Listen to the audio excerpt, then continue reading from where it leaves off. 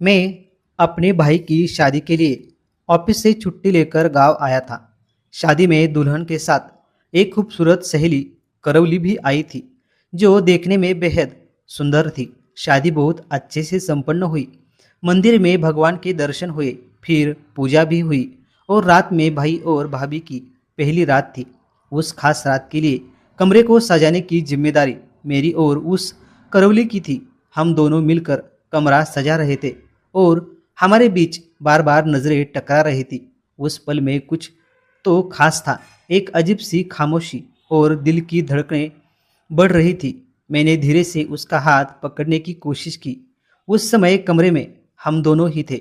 जब मैं उसका हाथ थामा तो वह थोड़ी शर्मा गई और नमस्कार दोस्तों, मेरा नाम संदीप है और मैं 28 साल का हूँ। मैं पुणे में नौकरी करता हूँ। मेरे चचेरे भाई की शादी थी, इसलिए ऑफिस से छुट्टी लेकर मुझे गांव जाना पड़ा। शादी से 2 दिन पहले ही मैंने छुट्टी ली थी, क्योंकि मेरा गांव एक छोटा सा खेड़ा है। जब मैं गांव गया तब मेरे जीवन में एक ऐसी घटना घटी जिसने मेरी पूरी जिंदगी बदल दी। मेरा भाई ग्रेजुएट था और वह भी एक कंपनी में काम करता था, लेकिन वह गांव में ही रहता था। उसे एक बहुत अच्छी पत्नी मिली थी। लड़की को देखने में मैं भी गया था। वह लड़की बहुत सुंदर थी, मतलब मेरी भाभी बहुत सुंदर थी। मेरा भाई बहुत खुश था। मैं अक्सर उसके साथ शादी की तैयारियों के लिए इधर उधर जाता था। शादी की सारी तैयारियां हो चुकी थी। शादी तहसील के मुख्य कस्बे में एक से मंगल कार्यालय में रखी गई थी। मैं अपने भाई के साथ ही हर वक्त रहता था।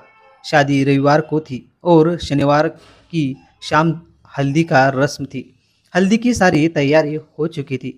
दूल्हा दुल्हन को हल्दी लगाई जा रही थी। वह शाम का समय बहुत ही शांत, सुंदर और आनंददायक था। मैं अपने भाई के पास खड़ा था, यानी दूल्हे के पास, और दुल्हन की तरफ एक लगभग 25-26 साल की बेहद खूबसूरत लड़की खड़ी थी। मेरी नज़र अचानक उस पर गई। वह देखने में इतनी सुंदर थी कि मेरा सारा ध्यान उसी पर टिक गया। हल्दी की रस्म के दौरान भी मैं लगातार उसी को देखता रहा। हल्दी की पूरी रस्म के दौरान मेरा ध्यान उसी पर बना रहा। मैं हल्दी के समय उसके कुछ फोटो भी खींच लिए, जो मैं रात को सोते समय देख रहा था।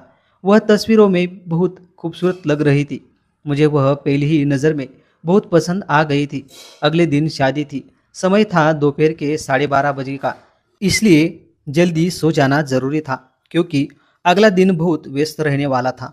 अगली सुबह हम सभी लोग मंगल कार्यालय में पहुंचे। वह हॉल बहुत बड़ा था और दूल्हा दुल्हन दोनों के लिए अलग अलग मेकअप रूम बने हुए थे। मैं उस लड़की को दोबारा देखना चाहता था जहां दुल्हन की मेकअप रूम थी। वहां की खिड़कियों से मैं बार बार झांकता रहता था कि शायद वह दिख जाए। वह लड़की दुल्हन को बिल्कुल भी अकेला नहीं छोड़ रही थी, हर वक्त उसके साथ ही थी। मैं खिड़की से उसे चुपके चुपके देखता रहता था। अचानक हमारी नज़रों का सामना हुआ। उसने मुझे देख लिया। मैं थोड़ा घबरा गया और फिर वहां से हट गया। इसके बाद मैं अपने भाई की तैयारियों में व्यस्त हो गया। शादी में बहुत सारे मेहमान आए थे। खाने पीने की अलग व्यवस्था थी। घोड़ा, बैंड बाजा, आतिशबाजी, हर चीज़ की व्यवस्था मैंने ही की थी। थोड़ी भागदौड़ हुई थी, लेकिन सब कुछ अच्छे से संपन्न हुआ। अब कुछ ही देर में दूल्हा दुल्हन को स्टेज पर बुलाया गया। मैं दूल्हे के साथ ही था। दूल्हा दुल्हन स्टेज पर आए और दोनों को एक दूसरे के सामने बैठाया गया। काका ने बीच में सफेद कपड़ा पकड़ रखा था। अब मंगलाष्टक शुरू हुई। मैं उस लड़की को ढूंढ रहा था। वह दुल्हन की तरफ ही खड़ी थी और आज उसने भी बहुत सुंदर मेकअप किया था। उसने एक खूबसूरत घाघरा पहना था और वह दुल्हन से भी अधिक सुंदर लग रही थी। मेरा ध्यान बस उसी पर टिका था। वह भी मुझे देख रही थी। जब मंगलाष्टक में अक्षता डालने की बारी आई तो मैंने दुल्हन पर डालने की बजाय उस पर ही अक्षता फेंकी। मैंने जानबूझकर जोर से अक्षता फेंकी, जिससे वह उसे लग जाए। वह मुझे गुस्से से देखती थी, अपनी बड़ी बड़ी आंखों से। कभी कभी वह भी मुझ पर अक्षता फेंकती थी। शादी में बहुत मज़ा आया। एक ही बार की शादी थी। वरमाला हुई, 7 फेरे हुए, 7 जन्मों के वचन के लिए गए। सबने खाना खाया और सब कुछ खुशी खुशी संपन्न हुआ। अब दुल्हन की विदाई होने वाली थी, इसलिए वह रोने लगी। उसके साथ साथ वह लड़की भी रो रही थी। मुझे समझ नहीं आ रहा था कि वह क्यों रो रही है। मैंने अपने भाई से पूछा, अरे भाभी के माँ बाप रो रहे हैं, ये तो ठीक है, लेकिन ये साथ में आई हुई लड़की क्यों रो रही है? तो उसने कहा, अरे वो उसकी बहन है। ये सुनकर मैं चकित रह गया। फिर शाम को दुल्हन यानी मेरी भाभी हमारे घर आई। मुझे वो लड़की बहुत पसंद थी, बार बार याद आ रही थी, लेकिन उससे अब तक मेरी कोई बातचीत नहीं हुई थी। फिर मैं अपने घर से थोड़ी देर बाद भाई के घर जा रहा था। जैसे ही मैं दरवाजे से अंदर जा रहा था, कोई महिला बाहर आ रही थी और अचानक हमारी टक्कर हो गई। वो महिला गिरने ही वाली थी कि मैंने तुरंत उसे थाम लिया। उसका हाथ मेरे हाथ में आ गया। वो गिरने ही वाली थी, लेकिन मैंने उसे संभाल लिया और खड़ा किया और देखा तो वही थी, वही लड़की जिसे मैंने शादी में देखा था, दुल्हन की बहन। वह शायद दुल्हन के साथ ही आई थी। हमारी नज़रें आपस में मिली। मैंने उससे सॉरी कहा तो उसने भी शर्माते हुए सॉरी कहा और अंदर घर में वापस चली गई। फिर वह अपनी बहन के पास जाकर खड़ी हो गई। मैं अपने भाई के पास गया। भाई ने मेरी पहचान अपनी पत्नी से यानी मेरी भाभी से करवाई और फिर उसकी बहन से भी पहचान करवाई। जब हमारी पहचान हो रही थी, हमने एक दूसरे का हाथ पकड़ा। उसका हाथ बहुत ही मुलायम था, जिससे मेरे शरीर में झुरझुरी सी दौड़ गई। मैंने जानबूझकर उसका हाथ हल्का सा दबाया। उसने मेरी तरफ आंखें बड़ी कर कर देखा, लेकिन मैं बस मुस्कुरा दिया। मैं उसका हाथ छोड़ नहीं रहा था, लेकिन आखिरकार मैंने छोड़ा।